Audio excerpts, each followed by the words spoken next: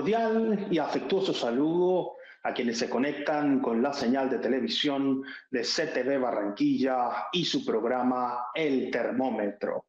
Como siempre, es un verdadero placer estar con ustedes para analizar los grandes temas de la actualidad informativa local, regional, nacional e internacional. Hoy con bastantes temas que han agitado la temperatura política en todo el país. Escándalos, acusaciones, interceptaciones ilegales de comunicación, la Unidad Nacional de Gestión al Riesgo y Prevención de Desastres sigue generando noticias sobre malos manejos y actividades administrativas que pareciera desnudar un escenario oculto de corrupción a gran escala. ¿Está la corrupción tan inmersa en la cultura política de Colombia? ¿Se ha vuelto ya tan habitual que señalar a los honestos es una cuestión excepcional? Y digo señalar de honestidad porque pareciera que aquí cada escándalo es superior al anterior y tapa lo que pasaba o lo que ocupaba la opinión pública días o semanas antes. Y esta espiral permanente de noticia tras noticia genera bastante preocupación. Nos debe invitar a una reflexión profunda sobre el estado moral de la nación, sobre cuáles son los valores republicanos, cuál es el sentido real de la conducta de los servidores públicos. ¿Es la política una empresa, un negocio? Se busca siempre favorecer grupos, sectores, aliados, amigos e intereses particulares en detrimento del bien común, del desarrollo y del progreso social y colectivo. Estos temas han ocupado sin duda grandes y amplios debates, pero en medio de eso el presidente de la República designa un nuevo ministro del Interior, que ya había ocupado ese cargo en el gobierno de Juan Manuel Santos, y de inmediato se lanza una agenda constituyente. ¿Está el país preparado para avanzar hacia una convocatoria de la Asamblea Nacional Constituyente para instaurar reformas? ¿Tendrá el Ejecutivo, quien es el que lidera esta iniciativa, las mayorías populares para lograr reformar integralmente la Constitución? ¿Las vías jurídicas, si el tiempo lo permiten? ¿Estamos en el momento adecuado, propicio, necesario para avanzar? Grandes preguntas quedan en el tintero y, por supuesto, sobre el tapete el tema económico no se queda atrás. ¿Cuenta el país con los recursos suficientes para superar las dificultades sociales y principalmente los graves problemas a la afectación que han generado el fenómeno del niño y de la niña y que ha involucrado a la Unidad Nacional de Prevención y de Riesgo y Atención de Desastres? Vamos a analizar estos grandes temas hoy con un invitado muy especial. Está con nosotros en el termómetro el abogado Luis Guillermo Echeverry Vélez. Luigi Echeverry es abogado, especialista, magíster, destacada figura en la opinión pública nacional, es columnista, escritor, además ha sido gerente y director de campañas, miembro de juntas directivas de importantes instituciones como la Cámara de Comercio de Bogotá y, por supuesto, de la empresa colombiana de petróleos Ecopetrol, entre otras dignidades también. ocupó una silla directiva en el Banco Interamericano de Desarrollo. Doctor Luigi Echeverry, bienvenido al Termómetro. Muchísimas gracias por estar con nosotros en CTV Barranquilla. Muy buenas tardes a toda la audiencia de Barranquilla. Julio César, muchas gracias por esta oportunidad y por esta invitación de nuevo a estar con ustedes. Mil gracias, las preguntas son múltiples. Yo voy a empezar por un análisis y me vas preguntando a lo medida que vamos avanzando en el programa qué vamos haciendo. Le propongo que arranquemos con un tema, doctor Luigi, porque esas preguntas eran para dejar en el ambiente la reflexión, como usted dice muy bien, pero hagamos un análisis abierto, como usted muy bien lo propone. ¿Cómo está el país en este momento, en medio de escándalos? ¿Cuál es su visión del Estado colombiano y de la sociedad en su conjunto? Yo creo que aquí hay varios problemas. La sociedad se ha venido saturando porque tenía así unas deudas sociales que no es que no se vinieran superando, sino que se fueron encontrando afectadas por un problema muy particular que ha tenido Colombia. Y obviamente todos los países de ingreso medio, salvo que tengan políticas de choque muy agresivas y que realmente las implementen como hicieron Singapur o como hizo Japón en un momento, como hizo Corea, como han hecho los Emiratos Árabes. Entonces se puede ver en un periodo de tiempo más corto una llegada, un aterrizaje en lo que son los países desarrollados. Nosotros en el gobierno de Santos quisimos llegar a la OSD y darnos las de país desarrollado, pero pues cuando fuimos a entrar a ese club resulta que no teníamos con qué comprar la vestimenta para pertenecer a ese grupo de países. ¿Por qué? Porque éramos un país de ingreso medio en vía de desarrollo con una dificultad muy importante, y es que aquí la violencia que nunca la cortamos, sino que la permitimos y creímos que podíamos ser tan inteligentes y tan vivos, o los gobernantes pensaron que les iba a dar un rédito político y se iban a convertir en los salvadores del mundo, negociando acuerdos de paz, cuando con el terrorismo no se puede negociar absolutamente nada, porque no se puede. ¿Qué vas a negociar con un atracador que te pone una pistola en la 100? No hay negocio posible, es lo que él quiera o se pagan las consecuencias. Entonces nos vinieron haciendo secuestros de gente pudiente, secuestros de gente mediana, secuestros express, vinieron haciendo magnicidios, vinieron haciendo matanzas, vinieron haciendo secuestros de jóvenes y niños campesinos, de familias indefensas, para convertirlos en guerrilleros, vinieron haciendo ataques a poblaciones y vinieron creando conmoción en los campos y estableciendo una fuerza que obviamente cuando tuvieron que ver con qué la iban a financiar, pues ya habían secuestrado a todos los que podían haber secuestrado, ya tenían la gente saturada, entonces se mudaron a financiarse con el narcotráfico.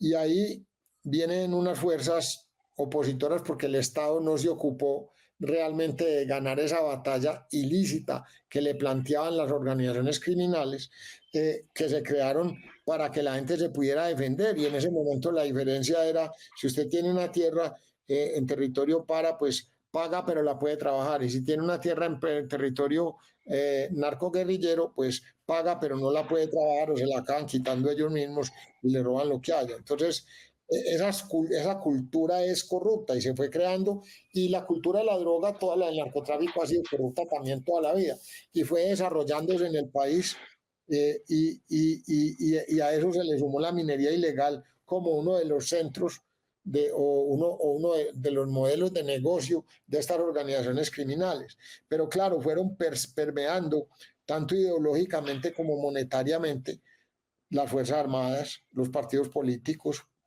el Congreso, la justicia. Se multiplicó el crimen organizado, sobre todo en las ciudades. El terrorismo organizado creció como tal, y obviamente los empresarios y contratistas del Estado empezaron a navegar entre todo ese ambiente corrupto, de manera que ahí les hago un recuento de 7 plagas conexas a la cultura de la droga y el narcotráfico, con las que le tocó a Colombia bailar. Entonces, bueno, esa era lo que veníamos, y sin embargo, vinieron periodos como el 2002-2010, donde crecimos, donde se controló, se volvió a ganar soberanía en territorios que estaban ocupados por el crimen organizado, se recuperó hasta cierto punto el monopolio de la justicia, que lo tenían ellos también en muchas regiones, y eso se ha venido perdiendo últimamente, y también el de las armas, porque fue el ejército el que los combatió, y obviamente hubo una negociación con paramilitares, los cabecillas como siempre incumplieron, hubo gente que se desmovilizó, pero digamos que fue una tarea inconclusa. Muy bien. Y entonces, ¿qué pasó? Viene Santos y engaña al país. Y lo que hace es convertir todo lo que era legal, ilegal en legal. ¿Por qué? Porque él mismo lo dijo, no va a haber impunidad, no va a haber premio político, si quieren participar en política lo tienen que ganar en las urnas, y nada de eso ocurrió en el Acuerdo de Cuba. Y más, lo forzaron la Constitución, hicieron el plebiscito, trataron de hacer la trampa, no pudieron, entonces ¿qué hicieron? Metieron eso a la brava por el Congreso, y entonces eso multiplica la corrupción, la tal mermelada que fue la Cápites de Minucio, con la cual llamaron a la corrupción, Santos y sus ministros, era un reparto de burocracia, de plata y de un montón de cosas en el mismo Congreso, con lo cual acabaron de corromper lo que era corrompible. No digo que todos, pero empezaron a tener mayoría corrupta. Entonces, todo eso fue afectando toda esa institucionalidad nacional. A todas esas, ¿qué pasa? El sector privado no se defiende, y de que las financiaciones de las campañas, antes por lo menos habían ciertas ayudas y ciertas cosas, empezaron muchos empresarios a financiar por debajo de la mesa porque eran contratistas del Estado, y eso también causó que empezara una distorsión en un sistema electoral que funcionó muy bien hasta el 22. Pero bueno, digamos que qué es lo que nos está pasando hoy en día y por dónde va este plan, Julio, porque, claro, le habilita a Santos la posibilidad a que concreten las organizaciones criminales, montar a alguien que esté relacionado con ellos, que haya sido parte de esas organizaciones criminales en el poder por una conquista en las urnas, haya sido ella fraudulenta o no, pero que hoy en día sabemos que lo fue. Y entonces se concreta aquello de todas las formas de lucha. Entonces ya esa también es ganar por una vía democrática, así sea haciéndole trampa a la misma democracia. Entonces, ¿con qué terminamos?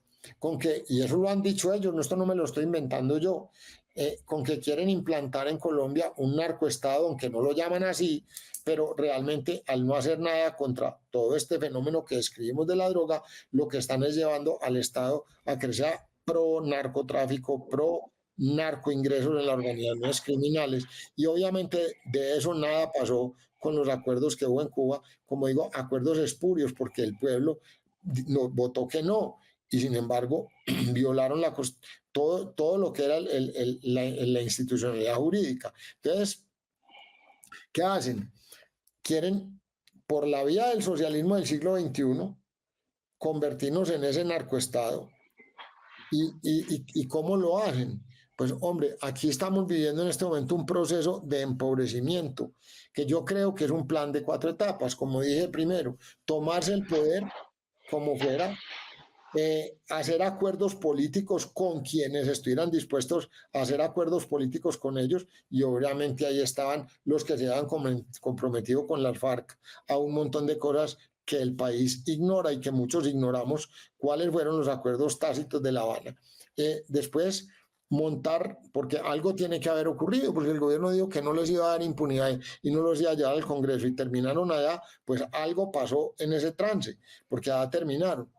Llega el gobierno y empieza a hacer alianzas, y esas alianzas también son aterrizar tranquilos. Entonces nombran unos ministros que les sirvan de idiotas útiles para camuflar unos cambios, pero camuflarlos, Julio César, de manera que la gente no los sintiera mucho. Entonces dañan Ecopetrol, empiezan a tomar medidas, hablan de dañar o sea, van a dañar la soberanía energética y la subsistencia energética en el país, hablan de hacer negocios con Venezuela. Entonces, todo esto nos va llevando a que cambian unos ministros porque esa es su manera. ¿Para qué? Para colocar su gente ya en la segunda etapa. Entonces, ¿qué van haciendo mientras tanto? Ya generaron una destrucción, que pusieron las primeras cargas para que hubiera una implosión económica. ¿Cómo? Impulsando el, el, lo que llamaron el decrecimiento económico, ¿cierto? Sobre todo con un falso ambientalismo, con decir que todo el sector minero energético, que ha sido nuestra principal fuente de ingresos nacionales, pues se vea herida de muerte desde el punto de vista económico y desde el punto de vista de corrupción y operativo. Entonces, al mismo tiempo le hicieron la misma cirugía, se la hicieron a las Fuerzas Armadas para que las organizaciones criminales pudieran apretar en inseguridad, en inconformidad, en miedo de la gente, en desespero. Entonces, ¿qué es lo que pasa? Yo digo que la trampa está montada porque con un tercio del electorado hacen lo que les dé la gana, y lo que les dé la gana es absolutamente todo. ¿Por qué? Porque el resto de los otros dos tercios está dividido, y entonces la vía democrática como tal empieza a perder vigencia. Porque ¿qué van a hacer? El 70% de los votos, o sea, 2/3 partes, está ¿en dónde? En los estratos 2 y 3. ¿A quiénes afectan más una crisis económica como la que estamos viviendo? A los estratos 2 y 3. O sea, el ingreso real se los bajan para después empobrecerlos y darles subsidios en el año electoral de manera que tengan un falso mayor ingreso real y voten más porque están desesperados por el lado económico y por el lado de seguridad. Esa estrategia la veo yo clarísima. Entonces, ahora el tercer paso era meter su gente que había sido militante de organizaciones criminales. Obviamente ya también hubo cleptocracia y hubo robo y al principio no ejecutan, y no ejecutan para que la economía se resienta. Entonces es muy claro que al no ejecutar, por ejemplo, le voy a poner un caso muy sencillo. Si usted no ejecuta en el PAE, obviamente resiente el tema de la leche. Y si fuera de eso le da permiso de importar leche en polvo casi que vencida, pues los productores de leche quedamos en veremos y nos van a bajarlo y nos están bajando los precios todo el tiempo mientras los insumos suben, los sueldos suben, la carga laboral sube, la carga operativa y los costos se nos va al cielo. Entonces, eso es lo que van haciendo para dañar la... Entonces ahora dicen, no, la constituyente va a ser la solución. Y mientras tanto, el acuerdo político que hicieron con los ilegales aumenta los atacos, los secuestros, lo que ellos llaman es reclutamiento forzoso, que es un secuestro de niños y de jóvenes en los campos, los magnicidios, las matanzas que están disparadas, los ataques, y le van metiendo también un componente de guerrilla urbana a todo eso para que la gente se desespere. Entonces, no, la constituyente es la solución. Pero es que no se puede dar por la vía lícita, no le hace. La hacemos por la otra vía que es lo que están tratando Leiva y otra gente de justificar, y nosotros seguimos pensando que para ellos obedecer la ley es mandatorio, y resulta que no, ellos los tienen sin cuidado ni la ley ni la constitución porque ha sido ilegítimo, entonces ahora la quieren convertir. Parece que tenemos problemas de conexión con Luis Guillermo Echeverry. Un asunto bastante complejo el que se está presentando en Colombia. El país, como lo hemos advertido aquí, parece estar distraído sobre asuntos que no son esenciales para avanzar. La vida privada del presidente ocupando primeras planas, la participación de su familia en algunas acciones y actividades desplaza desde todo punto de vista el interés sobre los grandes temas sociales y la agenda nacional. Esperemos que esto pueda tener algún tipo de reflexión profunda en las instituciones y en los actores políticos para encontrar soluciones a los problemas que están reclamando la mayoría de los colombianos. Muy bien, entonces veníamos diciendo, la segunda etapa era montar su gente y colocar todo un montón de gente y volver a hacer un cambio de ministros que les ayuden a lanzar la tercera etapa, que la llaman una constituyente a nombre del pueblo, pero no por la ley. Pero si el Parlamento se las acepta así, la pasan también por el Parlamento, que es lo que vinieron a ofrecerle Santos, aunque él diga que no, con su gente, con Cristo, que es la experiencia que ellos ya tienen, y tienen Roy y todo eso, que fue como quebrantaron la constitucionalidad del país la vez pasada para el acuerdo con las FARC. Entonces, ¿qué plantean? Constituyente, que es lo que han hecho en todos los países, ley de punto final y por medio de un acuerdo nacional. ¿Con quién? Con las minorías que ellos quieran, pero no quiere decir que la mayoría lo va a hacer. Y entonces, después de que hagan eso, que es lo que están planteando en este momento abiertamente, ellos ¿qué vienen haciendo? Vienen apoderándose de todo el espacio digital y de fijar la agenda de discusión nacional. ¿Cómo lo hacen? Con escándalos. Porque nos ponen a nosotros a multiplicar los escándalos de nosotros, que la gente ya no importa qué es lo que pasa. Si todo en política es corrupto, entonces que hagan lo que les dé la gana, a mí con calde que me den trabajar, yo me quedo así, y más si me empobrecieron y estoy en esos estratos donde tienen el 70% de los votos. Con un 30% de esos o menos le van a ganar a una supuesta oposición dividida que no tiene un programa ni tiene un plan de estos montado, de cómo va a cambiar esos adefesios que nos vienen montando desde el 2017 y desde que Santos subió al poder en el 2014. Entonces, si plantean una ley de punto final, ahí quieren meter a todo el mundo, siguen hablando de la JEP, que para mí es una inquisición, y quieren acabar con los medios productivos del país. Entonces ya entra un proceso en el cual en esa tercera etapa van a arruinar al país para que la gente desesperada diga, sí le creo al acuerdo nacional, quítenme a esta gente de encima, hagan una constituyente, hagan una ley de punto final, pero por favor no maten más, no secuestren más, que me dé para el mercado. Y le van a prometer eso, y entonces ya lo que les queda por resolver es muy sencillo, es cómo se quedan en el poder en el 26, a las buenas o a las malas, y cómo se declaran una república socialista. Y lo que pasa es que cuando uno tiene el enemigo completamente debilitado, tiene que dejarlo caer solito, no tiene nada más que hacer. Y así se quedan en el poder, porque no hemos sido como sociedades capaces de defender todo esto. Entonces, eso es lo que yo veo. Vienen ganando ideológicamente, no hemos dado la pedida ideológica, vienen haciendo una alianza con todo ese eje ruso, de Rusia, Irán, Venezuela, los españoles, Cuba, los mismos que ayudaron a tratar de cambiar la constitución en Chile, obviamente Nicaragua, y toda esa gente, ellos están tratando de alinear al país allá, por eso la pelea con Israel. ¿Y qué es lo que pasa? Que entonces ese frente sí le ayuda a armarse, y están volviendo a salir las bombas quiebrapatas y todos los problemas tan horribles, le ayuda a armarse a las fuerzas organizadas criminales. Entonces ya empiezan a hablar primero que van a traer niños palestinos para el hospital militar, a quitarle los cupos a los soldados que les quiebran las piernas o que quedan inválidos, necesitan una prótesis para ponérsela a los extranjeros. El tema de las migraciones es tremendo y es horrible, porque lo que está pasando aquí en la frontera con Panamá es una cosa inhumana. Entonces, ahora vamos a ver qué pasa.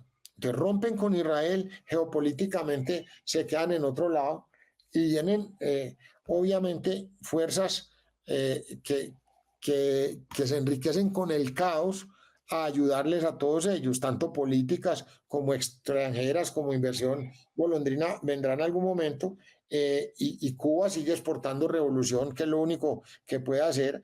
Y resulta que es que Colombia era el único país que no tenía una opresión de derecha real, sino que venía funcionando desde el Frente Nacional, o sea, desde lo que fue nomás el periodo Rojas Pinilla, que entre comillas fue una dictadura, pero no fue una dictadura opresora.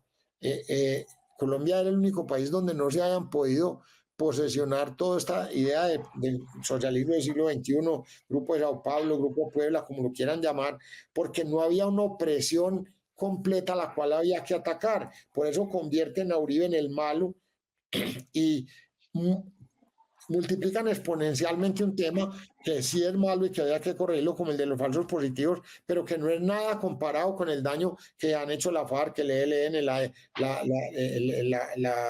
el EPL, el mismo M-19 y toda esa gente sumada y lo de los paras. Entonces, todo eso no tiene nada que ver. Entonces, para mí hay 3 laboratorios. Uno es la Universidad Nacional, donde están planeando llevar esa constituyente con las minorías y llevar input a esa constituyente. Obviamente, no lo dicen todavía, pero si quieren llegar bajo la utópica paz total a una ley de perdón, pues tienen que darle a esas organizaciones criminales más de lo que les dieron a los viejos de la FARC que jubilaron, que hoy en día se llaman es que los comunes. Es muy difícil competir contra fuerzas políticas que tienen respaldo armado y legal y hacer una oposición así. Y los empresarios dejaron, ya no tienen una representatividad gremial tan fuerte como la hubo en un momento determinado, sino que tratan de negociar que no les dañen sus negocios puntuales. Y lo de La Guajira a mí me parece que tienen empresarios trabajando en todo eso también, que hay unos contactos con la gente que está de Hezbollah y con lo que ha venido implantándose de terrorismo islámico en Venezuela.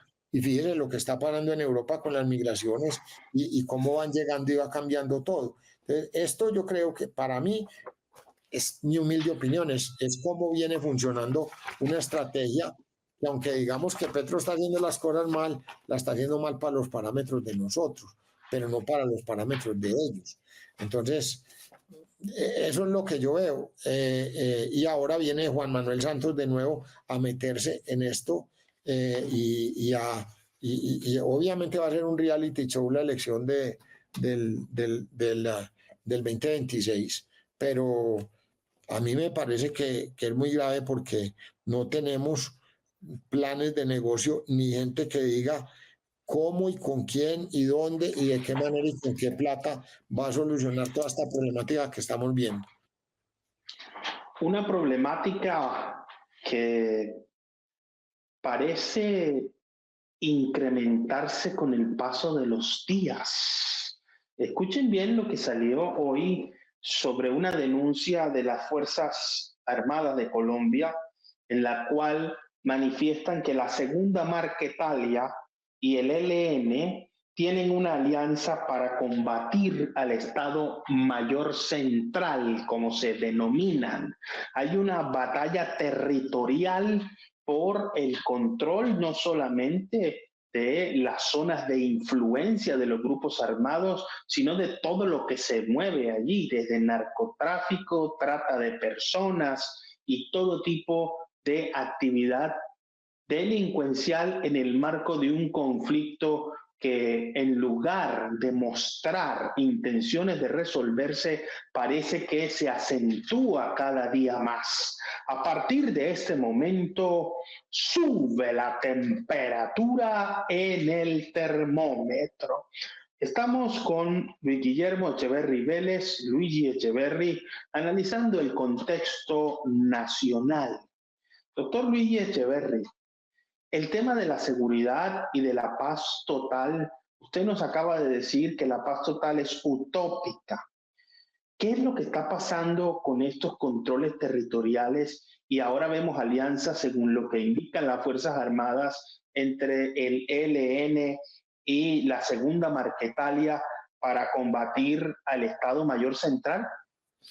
A ver, hombre, yo creo que hay, primero, Julio, yo disiento completamente de que en Colombia haya un conflicto.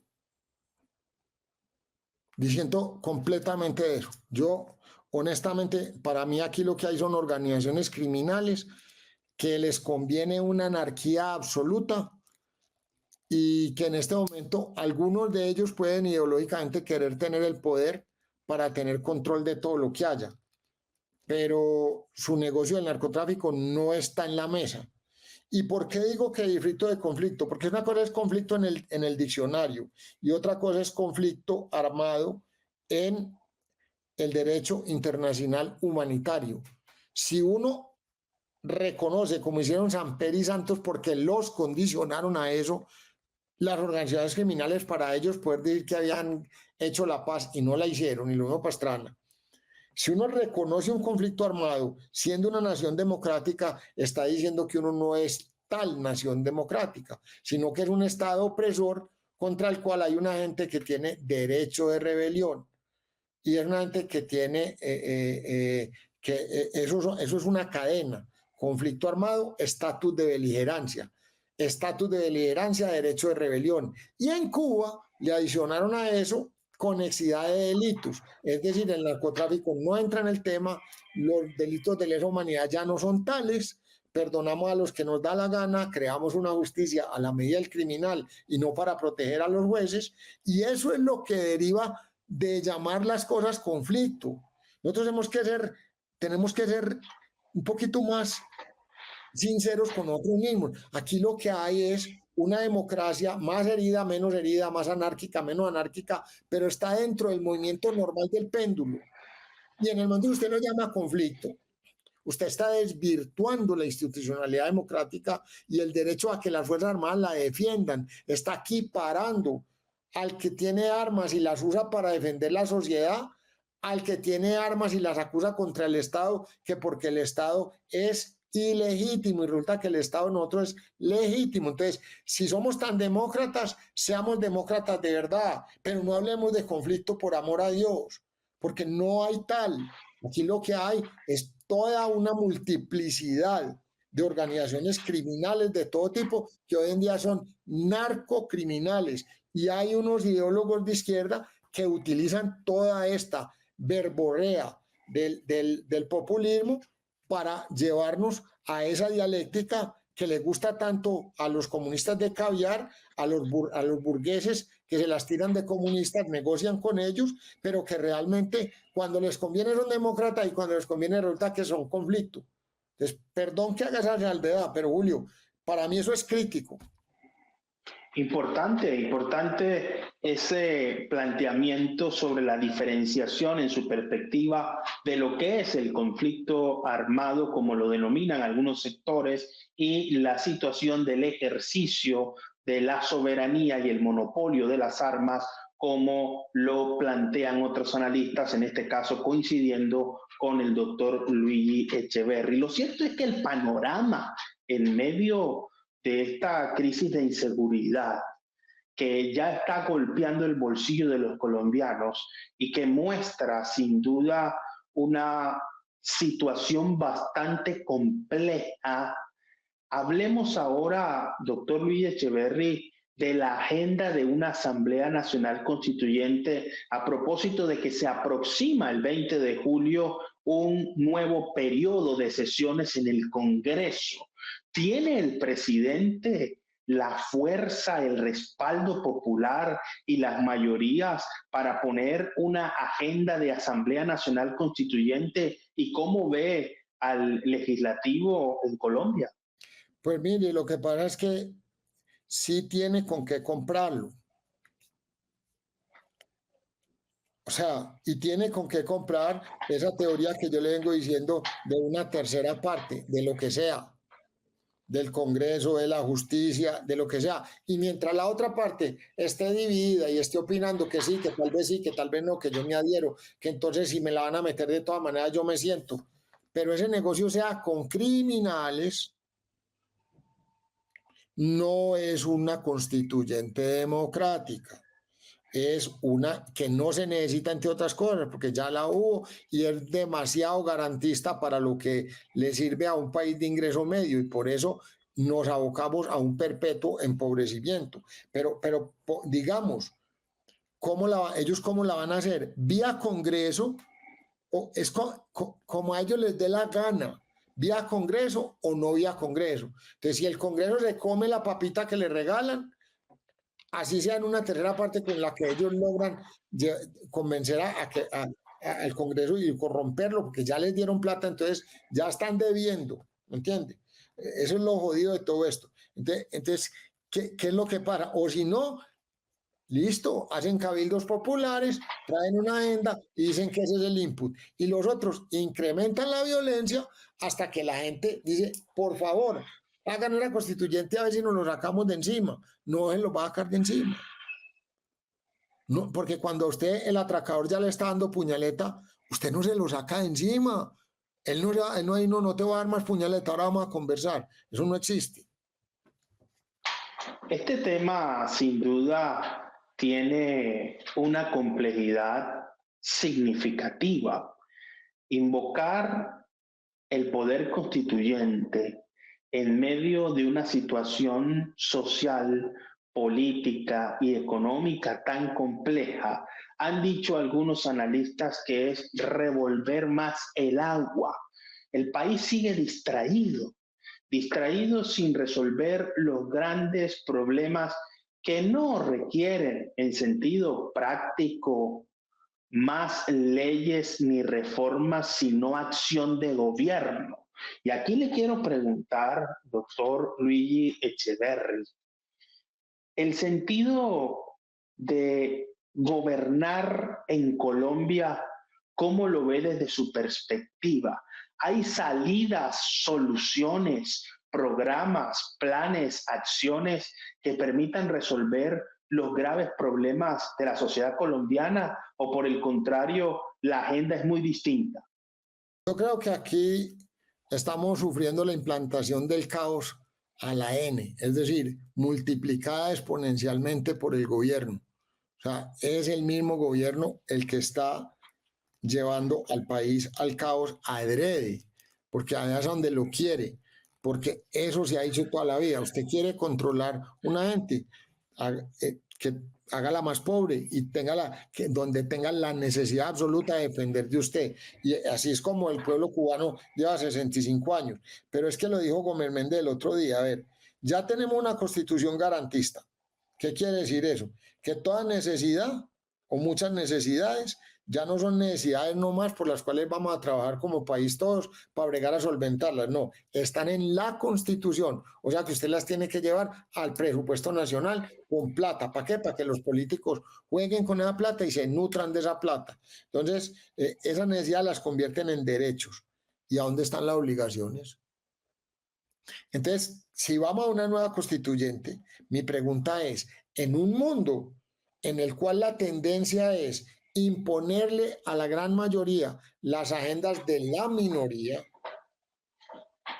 ¿cómo vamos a hacer para tener una constitución donde se reflejen las obligaciones del ciudadano para poder adquirir derechos, que es lo lógico según los principios fundamentales del derecho, de los estados de derecho, constitucionales y democráticos? Pero si todo se vuelve completamente garantista nomás y no se tiene con qué respaldar esa garantía, pues hombre, si yo no tengo con qué, le voy a decir a mi hijo, tranquilo que usted va a ser astronauta, no tengo con qué comprar cohete. Le voy a decir a un hijo mío, tranquilo mío que usted va a ser corredor de Fórmula 1, no tengo con qué comprar el carro de Fórmula 1. Tranquilo mío que voy a regalar un avión, no tengo con qué comprar el avión. Pues todo eso es muy bonito poner en la Constitución, pero ¿se lo van a dar a la gente? No, porque no hay con qué, hermano. O sea, un país tienes que trabajar y tenemos que cumplir las obligaciones. Obviamente hay unos derechos fundamentales que estén en la carta, pero no métale agujeros a la olla de la Constitución todos los días para que se quede más seca. ¿Por qué? Porque es que los derechos hay que respaldarlos con plata. Y si lo que hay es un empobrecimiento, no tenemos con qué acceder a esos derechos. Es una función simple. Pero en eso es en lo que insiste el socialismo. En estos días, generando todavía mayores tensiones, el expresidente Juan Manuel Santos hizo una declaración que causó bastante polémica. El santismo no existe, refiriéndose a que él no tiene cuotas en el Ejecutivo actual ni en el gabinete de Gustavo Petro a propósito de la designación del ministro del Interior, Cristo. Le hago esta pregunta al doctor Luis Echeverry. ¿Existe o no existe el santismo? Ismos. Uribismo es una cosa distinta porque es el único tipo que de verdad habla con la gente y entiende los problemas de la gente y hizo una cosa donde la suma de abajo fue positiva para el país. Pero el uribismo no es un partido político. Los ismos son un cuento con los cuales nos tienen vendidos a una gente que supuestamente que pastranismo, que samperismo, que santismo. No, mire, aquí hay una mano de tránsfugas que cada 4 años mudan de pelaje, como los pájaros. Entonces, si ganan los amarillos, yo me convierto en un turpial. Y si ganan los rojos, soy un pechirrojo. Y si ganan los negros, me vuelvo chamán, con tal de estar metido en el poder. Santos es el Fouquet criollo colombiano. Ojo con eso. Ese tipo en todo se acomoda para caer parado. Ahora quiere que lo nombren en la ONU, no lo oculta. Entonces, ¿qué está haciendo? Mandando gente de él. Pero no porque sean santistas, sino porque son corruptos y algo quieren para ellos. Lo que pasa es que el que los va a alimentar y va a ayudar a todo eso es Santos. Eso no quiere decir santismo. Lo que era una mano de tránsfugo, los berracos, que ya está demostrado toda la cantidad de porquería que son capaces de hacer. Porque, entre otras cosas, Cristo fue uno de los que más pedaleó como ministro de gobierno, que nos tuviéramos que tragar el pescado podrido del acuerdo de La Habana, porque realmente el pueblo colombiano dijo que no, pero ellos y los parlamentarios resolvieron que sí. No era el mandato que les dio la gente a ellos como parlamentarios. Sin embargo, se lo abrogaron. ¿Y se lo abrogaron por qué? Por lo que dicen mermelada, que es pura corrupción. Billete, hermano. El asunto todavía se pone más interesante cuando exploramos la actualidad económica del país. ¿Está la situación económica en Colombia al borde de una recesión? ¿O eso sería un panorama fatalista, contrario a los niveles de crecimiento que proyectan los grandes organismos a nivel internacional, doctor Luigi Echeverry? Pero es un crecimiento, ¿qué tipo de crecimiento? Porque es que aquí hubo crecimiento en la recuperación a pesar de todo lo que pasó en el 2021, donde pararon 2 meses al país, del 10.7%. Y hubo un crecimiento parcial con el que se entregó del 12.6% a Petro en agosto, del 22. Entonces, crecimientos del 0.1 o del -1 o del -0.1 o del hasta el 2%, ¿qué le quieren decir a usted? ¿Y qué se hicieron el resto? ¿Lo parrandearon o no fueron capaces de administrarlo? ¿Qué pasa con Ecopetrol, que representa neto, no sé, 11, 12, 13, 14, 15% de los ingresos del Estado, y que es el flujo de caja con el cual usted va a financiar pues va a mostrar qué tiene a futuro con qué financiar el déficit? Y si ya se tiró en el grupo de compañías y en todo eso, y los tiene heridos y todo eso, ¿quién le va a creer para prestarle la plata? Es que el déficit siempre hay que financiarlo, porque quiere decir que a usted le sale más de lo que le entra. Eso es un déficit. Entonces, si ese déficit se aumenta, a usted le encarecen lo que le van a prestar o le dicen que no le prestan porque ya no le creen que va a tener con qué pagarlo. Y eso es lo que viene pasando en la economía. Entonces, además, fuera de eso, usted espanta, le pone un espantapájaro la inversión y eso lleva una cadena. O sea, perdió la confianza, se fue la inversión, no crea más empleos, menos plata en las familias, menos plata en las empresas, se quiebran las empresas, no hay con qué mercar, los costos se suben. Y a todo eso, pues póngale que podrá entrar mucha plata en el narcotráfico, pero eso no es sano, eso no es sostenible. Eso además ataca directamente la conservación del medio ambiente, sobre todo de la selva tropical húmeda, que ellos mismos dicen que son ambientalistas y que van a proteger el planeta. Y Colombia resulta que con el 0,02 de impacto en el planeta, desde el punto de control de los gases de efecto, que afectan, que hacen el efecto invernadero o que afectan la capa de ozono, no es el que va a cambiar el planeta, pero la biodiversidad que hay en Colombia, las aguas que hay en Colombia, la selva tropical húmeda, sí puede herir el planeta si no existe dentro de un tiempo y la seguimos devastando como la estamos devastando sin saber hacer una explotación mineroenergética coherente, tecnificada y con la debida mitigación ambiental. Pues esos son temas que no existen en la agenda de esta gente y sin embargo los utilizan en el discurso, pero todo eso lo lleva a que usted el déficit se le incremente. Entonces, por eso están hablando de que le van a echar mano a vigencias futuras y van a cambiar la regla fiscal. Y la regla fiscal no es más que tratar de mantener un equilibrio entre lo que sale y lo que le entra. Y si usted tiene una población creciente, cada vez esa gente va a necesitar más bienes, más servicios y más economía, y una economía creciente. Pero si la economía le crece a niveles muy bajos, es decir, mire, el problema es el siguiente, que un viejo que está gordo y ya es viejo y está gordo y tiene kilos de más, no crezca, no es un problema. Pero que un muchacho que está en vía de crecimiento, un país que está en vía de desarrollo, no crezca, es un problema el berraco. Lleve ese muchacho ligero del médico a ver qué vitamina le van a poner y cómo le van a mejorar la alimentación. Porque si usted no le está dando de comer y no creció, se va a quedar enano. Es así de sencillo. La economía no es nada distinto a eso, Julio César. La economía entonces en Colombia parece tener un panorama incierto en el análisis y la voz de Luigi Echeverri.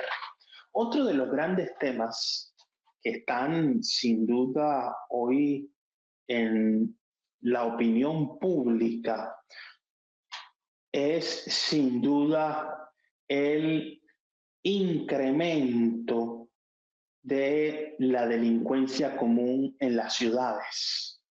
Sucesivos delitos están afectando permanentemente a la ciudadanía en todas las áreas del país, no solamente ya en la zona rural y en la capital, sino en toda la geografía nacional. ¿Qué es lo que está pasando, doctor Luis Echeverri, con ese incremento también de la denominada delincuencia común al margen de los actores de la violencia en Colombia? Mire, es común y no común, porque por ejemplo el crecimiento del Clan del Golfo en la mitad del país es tremendo. Y las organizaciones criminales también están con guerrilla urbana, y eso lo había anunciado Petro. Dice que si la sociedad no quería un revolucionario como presidente, se iba a tener que abocar a un terrorismo tipo ISIS o ese tipo en el futuro. Lo dijo en una entrevista. Entonces, ¿qué es lo que pasa? Ustedes están aplicando la teoría del caos en lo económico y la teoría del desespero en materia de seguridad, salud y economía personal, porque las pensiones, la falta de generación de empleo, las condiciones que van a hacer que hayan despidos masivos y empresas que se quiebren, van a contribuir a ese desespero. Entonces yo creo que eso de subsidiar a la primera línea a los muchachos que es que para que no maten, cuando les están dando plata es para que compren un chopo y sigan atracando. Y esos experimentos como los que estamos viendo en el norte, en el sur y en el norte del Valle del Cauca, en los municipios controlados por las organizaciones criminales directamente, lo que está pasando en el sur del país, lo que silenciosamente pasa en la frontera con Venezuela, todo eso es un terrorismo urbano en las ciudades intermedias. O sea, les falta es físicamente tomarse en las capitales. Pero mire que lo que viene pasando es eso, y entonces dejan que la delincuencia común es claro. Pero obviamente a eso se le suma que la misma justicia se declaró que más de un 90% de los delitos quedan impunes. Eso lo dicen los mismos jueces de la República, la Corte de Gobierno. Entonces, si la policía agarra a uno de chiripa, lo cogen infragante, lo van a soltar porque el 90% de posibilidades es de que no lo van a juzgar. Entonces, esos temas son los temas culturales que hay que entrar a remediar de plano y de facto y de lleno. Y eso, desafortunadamente, requiere que no abandonemos la coercibilidad del derecho, pero con una constituyente, con una ley de punto final, con cualquier acuerdo o con mantener a los criminales pudiéndose lucrar del narcotráfico como lo vienen haciendo, sin una política contra eso a largo plazo. Entonces, yo no le veo a esto ese futuro, Julio César. Hay varios elementos también. Usted mencionaba hace unos minutos que la elección del 2026 va a ser un show. En las últimas encuestas ya se están perfilando 3 candidatos o 4 que van en la delantera. La primera es la exalcaldesa de Bogotá, Claudia López, seguida muy de cerca por Sergio Fajardo y también por Juan Manuel Galán, y un poco más atrás líderes del uribismo como María Fernanda Cabal. El panorama presidencial en Colombia está como la situación actual, es decir, tan incierto, más confuso, o todavía es prematuro para hacer un análisis de lo que pueda ocurrir a propósito de su expresión de que parece que va a haber un show refiriéndose precisamente a una candidatura del actual presidente o de alguno del pacto histórico? Cuando digo que un show es porque realmente los que eligen a los candidatos, y en este momento tenemos 35 movimientos que todos pueden aparecer por un candidato, son los que dan los avales. Y los avales parece que los dan de acuerdo a lo que los medios de comunicación que tienen llegada masiva promueven como posibles candidatos.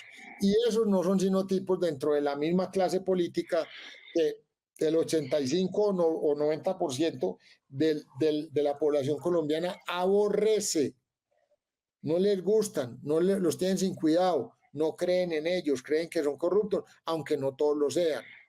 Pero eso es lo que piensa la gente. ¿De quién? Del Parlamento, de las Cortes, de los políticos, de los que hacen campaña. Desafortunadamente es así. Entonces, ¿por qué va a ser un reality show? Porque la influencia digital hoy en día es grandísima. Entonces, es reality show, ¿por qué? Porque los productores de televisión, digámoslo así, son los que deciden quiénes pueden entrar a ese reality show, y ponen los que a ellos les da la gana y los ponen los medios de comunicación y esas primeras encuestas que hacen, pero las encuestas, la verdad, son encuestas de reconocimiento. Entonces, mientras yo más figure en las redes sociales y todo eso, más posibilidades tengo de ser candidato. No importa si yo sé, si el plan mío es bueno, si soy capaz, si de verdad soy capaz de conjurar problemas, si soy un buen administrador, si no soy corrupto, si tengo ética, eso no importa. Lo que importa es que a mí me nominen y me den un aval. Y hipotéticamente, en el mismo sentido, pueden haber 35 avales. Y le voy a decir una cosa, eso de que van punteando por un punto, 2 o 3, que tienen más reconocimiento mediático. Entonces ahí en otro grupo también aparece Vicky y no sé quién, pero la verdad, eso no es intención de voto.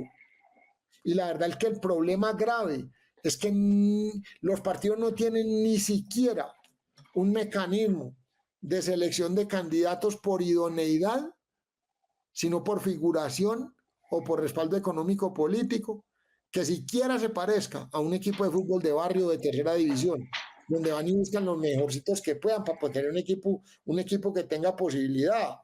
Pero con esos equipos no tiene posibilidad el país. Que no vengan a darse en las de nada, porque ninguno está planteando una cosa seria. Y yo creo que una campaña tiene que tener 3 o 4 años con todo definido hoy en día para poder participar en ese reality show de otra manera. Pero yo lo que veo es que la publicidad en la parte digital va a tener mucho que ver, porque la gente va a decir, no, yo tengo que votar. ¿Por cuál votamos? Ah, pues por el menos peor, o de pronto por este porque nos la aventamos. Como estamos bien de plata, pues podemos dar el lujo de ensayar un cambio. Y eso es lo que pasó la vez pasada. ¿Y qué pasó? Que habían dos que no figuraron, no aparecieron. Y había uno que con plata legal o ilegal hizo una campaña tremenda y ganó. Ahora ganó con menos de lo que ganó en el 2018, en el 22. O sea que tampoco está tan fuerte. Lo que pasa es que no hubo una competencia calificada. Entonces vuelvo y le digo, yo creo que mientras haya esa chorrera de candidatos y de precandidatos, llámelo democracia o llámelo como quiera, yo creo que eso es una anarquía absoluta, porque ahí no hay rigurosidad, no hay partidos que tengan una estructura, no precalifican la gente. Y no hay competencia. Yo creo que el mundo se ha movido a parámetros cuantitativos, porque hoy en día tenemos conocimiento de todo, es un mundo digitalizado, interconectado, entonces ya deberíamos ir a tener parámetros muy distintos, y no nos está pasando a nosotros nomás, a los Estados Unidos, a todo el mundo. La porquería comparado con lo que son de verdad los administradores del gran mundo corporativo, que estamos llevando a manejar los políticos, que son gente que solamente son, y porquería porque son políticamente correctos, porque no tienen la audacia, ni la fuerza, ni el empuje, ni el liderazgo de hacer cambios transformacionales. Ese es el problema que yo veo como analista. Yo no tengo la fórmula para decir tampoco que así puede ser, ni me atrevo a figurar, a proponer fórmulas que sean tampoco antidemocráticas, porque entiendo que nosotros supuestamente tenemos una vocación democrática, pero yo sí creo que las democracias están enfermas en ese sentido. La democracia está enferma sin duda y también hay una crisis de liderazgo que cada vez es más notable y notable como acepción de notoria, de evidente, no por las capacidades de los nominadores de los candidatos ni de los mismos candidatos. Urge una verdadera renovación en el liderazgo y en la estructura de los partidos políticos. Ha transcurrido el tiempo en esta, como siempre, tan amena conversación con Luigi Echeverry. Quisiera pedirle que en un minuto nos diera su conclusión y su mensaje a nuestros televidentes. Pero hay una cosa muy triste y es que dicen que los pueblos tienen los gobernantes que se merecen. En los momentos en que los tengan es porque tal vez esos son los que se merecen. Y yo creo que aquí entre corrupción y cobardía estamos entregando, estamos renunciando a eso. Entonces, ¿qué es lo que hay que hacer? Era los valores esenciales. En el caso de los fundacionales de Colombia son libertad y orden, y bregar a defender eso, bregar a defender con patriotismo las cosas y dejarnos ya de tanta agenda y tanta mentira populista. Y ojalá pudiéramos salir algún día de los mismos de siempre que compiten por tener el poder, y que se distinguen y que denigran de los tipos que de verdad les importa, les interesa o tienen una vocación social de servicio. Entonces, obviamente, ojalá volvamos a eso, pero aquí este es un proceso cultural, Julio César. Tenemos que apelar a los principios y a volver a que esa inversión de valores que hemos venido sufriendo se revierta. Y eso tiene que empezar en la casa, en la formación de los muchachos en la casa, para que esas generaciones sean las que vuelvan a tener una Colombia como la que nosotros de cierta manera hemos tenido a pesar de todos los problemas que anunciamos al principio. Muchas gracias. Muchísimas gracias, Luis Echeverry. Y por supuesto, la última pregunta. ¿Ve a Colombia en la final de la Copa América o está la cosa difícil contra Uruguay? No, o sea, en el deporte puede dar de todo. Hay competencia. Lo que yo sí sé es que tenemos una super selección y ojalá que si es una selección que sale con el mismo espíritu con que viene jugando, con las mismas ganas de ganar, porque al final del día, mire, lo decía Isaiah Thomas un día, el que gana al final del día es el que más ganas de ganar tiene y el que más lo demuestra en la cancha. O sea que ojalá que nuestra gente ese día salgan como unos leones y le demuestren a Uruguay la calidad que tenemos en la nómina que tenemos y se dé que ganemos. Acuérdense que Colombia le ganó a una gran Argentina en un momento 5-0, 5-1, y acaban de hacer partidos extraordinarios, y James está dejándolo todo en la cancha.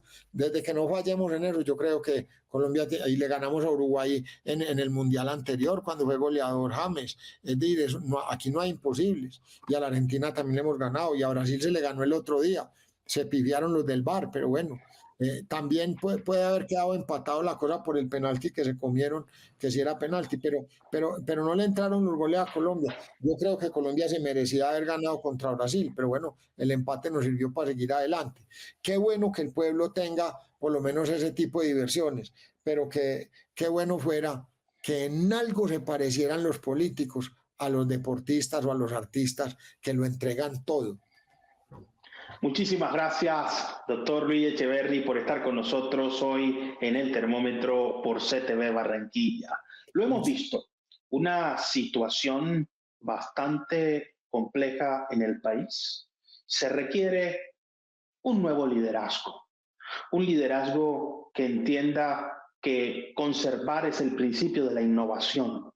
La conservación es la clave para la transformación. ¿Conservar qué? Los principios, los valores, la fortaleza de nuestras instituciones, la capacidad de nuestro gentilicio para superar las dificultades. Y por supuesto, desde aquí, a la selección Colombia de fútbol, le deseamos que el día miércoles, muy pronto, seguiremos comentando en estos días algo más allá del habitual contexto social y político, pero le deseamos a la Selección Colombia que el día miércoles pueda mostrar el talento, el talante, la capacidad que ha estado mostrando en esta Copa América y que la ha erigido como el mejor equipo hasta ahora con el mejor jugador del torneo. Esperemos que esto se pueda llevar hasta el final y que esa copa pueda regresar a Colombia. No olvidemos nunca esto. No existe yo sin nosotros. Lo mejor de todos para ti y lo mejor de ti para todos. Muchísimas gracias por estar con nosotros en el termómetro por CTV Barranquilla. Nos estamos viendo en todas partes.